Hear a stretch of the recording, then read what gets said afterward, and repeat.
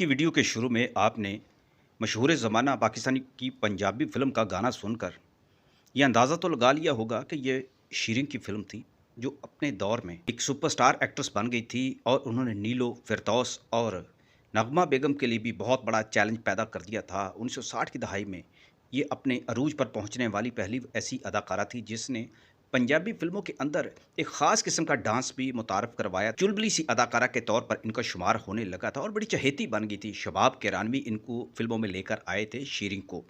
लेकिन फिर ऐसा क्या हुआ कि शीरिन जो अपने अरूज तक पहुंच चुकी थीं और बहुत सारी उस वक्त की सुपरस्टार एक्ट्रेसेस को ये ख़तरा लाहक हो गया था कि पंजाबी फ़िल्मों के अलावा ये उर्दू फ़िल्मों में भी कामयाबी के झंडे गाड़ देंगी, तो उनकी हुक्मरानी ख़त्म हो जाएगी, उनकी मार्केट ख़त्म हो जाएगी। लेकिन फिर अचानक शीरीं मंजर आम से ही गायब हो गई। उनका चर्चा ना किसी ने किया, ना किसी ने सुना, ना उनकी खबरें बाहर निकली।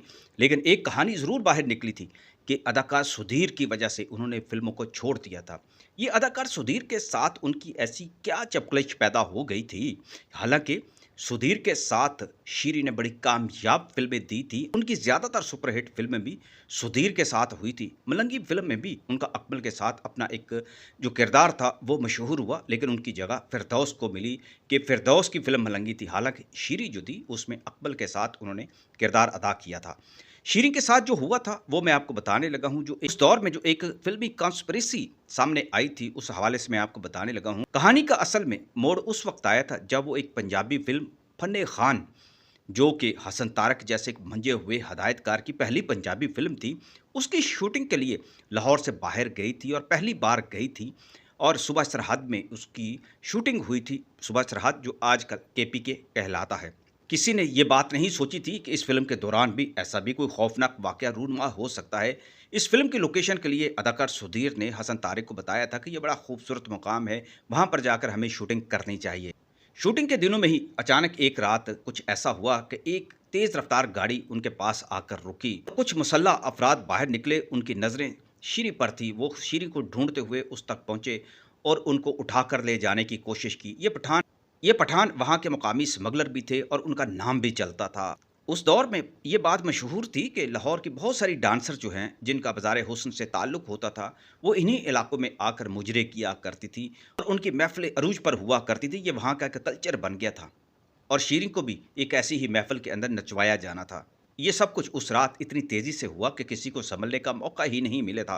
पहली तो बात ये थी कि हसन तारक साहब ने कोई ऐसा इंतज़ाम ही नहीं किया हुआ था कि वहाँ रखवाली के लिए चौकीदार रखे जाएँ। लेकिन जब शीरीं को ज़बरदस्ती पकड़ा गया और गाड़ी की तरफ घसीटा जाने लगा तो उनकी चीखें सुनकर भाग दौड़ मच गई और इसी दौरान किसी ने लाला सुधीर को खबर कर दी। लाला सुधीर जब बाहर निकले तो उनके साथ उनके अपने साथी भी थे जो हर वक्त उनके साथ हुआ करते थे।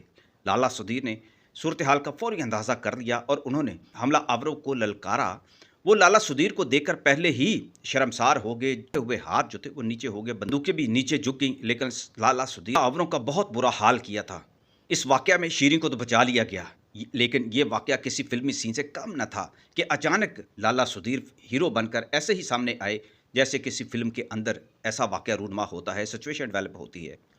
इस वाक़ये के बाद एक और ज़्यादा चौंका देने वाली बात सामने आ गई। फिल्मी हलकों में पहले ये सरगोशी मौजूद थी कि शीरीं ने लाला सुधीर को लिफ्ट नहीं करवाई थी और लाला सुधीर इसीलिए उनको लेकर उस इलाके में गए थे जहां जाकर शूटिंग करने की ज़रूरत भी नहीं थी। और उस दौर में ये बात किसी भी हीरोइन के करियर के लिए ख़तरनाक समझी जाती थी कि लाला सुधीर के साथ कोई बिगाड़ नहीं सकती, कोई उनको इनकार नहीं कर सकती। ये इस तरह का एक रवाज था, इस तरह की उनकी बदनामी के साथ बातें वाक़यात जोड़े गए थे। हालांकि लाला सुधीर ऐसे नहीं थे। शीरीं के साथ जब ये वाक़या हुआ तो कुछ लोगों ने कहना शुरू किया कि ये अगवा दरअसल अगवा नहीं था, बल्कि ये एक मंसूबा था और शर्मनाक मंसूबा था। एक ऐसा मंसूबा जिसमें पहले ही ख़तरा पैदा किया गया, फिर ख़ुद हीरो बनकर उसे ख़त्म किया गया ताकि शीरीं को मुतासर किया जा सके या शायद उस इनकार का जवाब दिया जा सके जो उन्होंने मुबैना तौर पर लाला सुधीर को दिया था। ये इल्ज़ाम सच था या सिर्फ हसद और अफवाहों का नतीजा, कोई हतमी जवाब आज तक सामने नहीं आ सका। मगर इस वाक़ये ने शीरीं को अंदर से बदल के रख दिया था। वो पहले जैसी बेखौफ और शोख अदाकारा न रही थी। फिल्म मुकम्मल हुई, रिलीज़ हुई, मगर उनकी आंखों में एक अनजाना खौफ बस गया था।